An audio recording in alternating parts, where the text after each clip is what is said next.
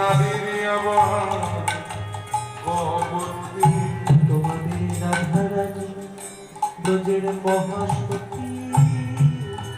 রাধা সতী নারীর আবার কবে একটু কমিয়ে দাও জানি তাই বলে সতী নারীর আবার কজন পতি গো না রাধারানী নাকি বৃন্দাবনের সর্বাপেক্ষা মহাসতী তাই এই নাকি সতীত্বের ছিরি ঘরে একজন পতি থাকতে আবার বনে এসেছে আর একজন পতির সঙ্গ করতে সে নাকি ব্রজের মহাসতী সতীত্বের ভিত কপতি বলছে কপট আমার ভাবতে লজ্জা বোধ হচ্ছে যে আমি এতদিন ধরে বৃন্দাবনে তোমার মতো একজন মূর্খের সঙ্গ করলাম মানে কেন আমার মূর্খামি কি দেখি ওই যে বলে উচিত কথায় বন্ধু বেজার মানে উচিত কথা বলেছি গায়ে লেগে গেছে নাকি বলে দাঁড়াও দাঁড়াও দাঁড়াও আর আর বলো না এরপরে আর একটিও শব্দ তুমি উচ্চারণ করো না রাধারানীর সতীত্ব নিয়ে কারণ তোমার এত অহংকার পুরুষ বলে নিজেকে এত অহংকার করছো এই যে পুরুষ বলে তুমি এত অহংকার নিজেকে করছো নিজেকে পুরুষ ভেবে তোমার এত অহংকার কিন্তু পুরুষের কোন গুণ তোমার মধ্যে আছে কি পুরুষ কাকে বলে জানো শ্রীমদ্ ভাগবতে পুরুষের সংজ্ঞা দেওয়া হয়েছে কি ঐশ্বর্যস্য সমগ্রস্য বীর্যস্য যশস্য শ্রিয় জ্ঞান বৈরাগ্যস্য ইতি সম্মান ভগবতী অর্থাৎ ঐশ্বর্য বীর্য শ্রী যশ জ্ঞান বৈরাগ্য এই ছটা যদি পূর্ণরূপে না থাকে তাহলে পুরুষ হওয়া যায় না দেখতে পুরুষের মতো হলেই পুরুষ হওয়া যায় না যদি গুণগুলো পুরুষের মধ্যে বিদ্যমান না থাকে যেমন মালদার আম খেতে খুব ভালো আমের মধ্যে দেখবেন মিষ্টি আছে টক আছে আঁশ আছে আঁটি আছে কিন্তু এই মিষ্টি টক আঁশ আর আঁটি থাকলে এবার মালদার আম হয় না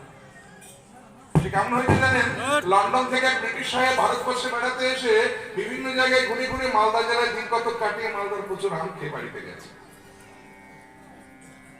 তার একটা ছোট্ট নাতি আছে দাদুর কাছে বসে বসে ভারতবর্ষের গল্প করছে দাদু ভারতে কেমন বেড়ালে কেমন খেলে আর যে খাওয়ার কথা বলেছে সঙ্গে সঙ্গে দাদুর একটা চোখ দুটো বড় বড় হয়ে গেছে কেন মালদার আমের কথা মনে পড়ে গেল কি টেস্ট যেমন মিষ্টি তেমন টক তাতে আঁশও আছে আঁটিও আছে সঙ্গে সঙ্গে নাতি বাইনা ধরে নিয়েছে ও দাদু আমি আম খাবো বলে তুই এই লন্ডনে বসে তোকে আমি মালদার আম কোত্থেকে খাও না আমি আম খাবো মানে একেবারে নাচুর বাজার আছে বলে এই শোন শোন শোন ঝামেলা করিস না তুই ক্যাডবেরি খা বলে না আমি ক্যাডবেরি খাবো না আমি আম খাবো বলে ঠিক আছে দেখছি দাঁড়া আম তো খাওয়াতে পারবো না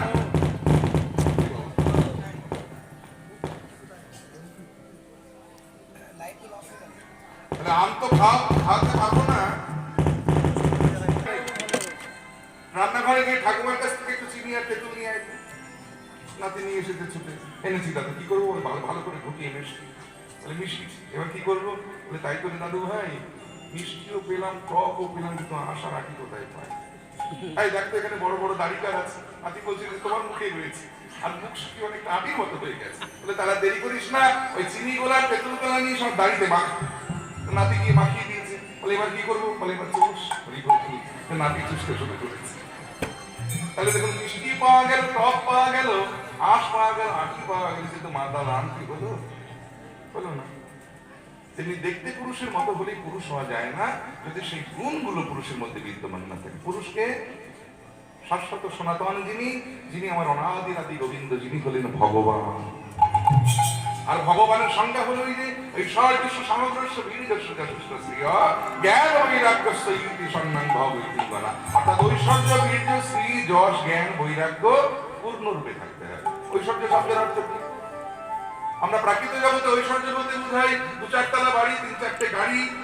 লক্ষ লক্ষ টাকা ব্যাংক ব্যালেন্স এগুলো গেল জাগতিক ঐশ্বর্য ভগবানের ঐশ্বর্য এগুলো নয়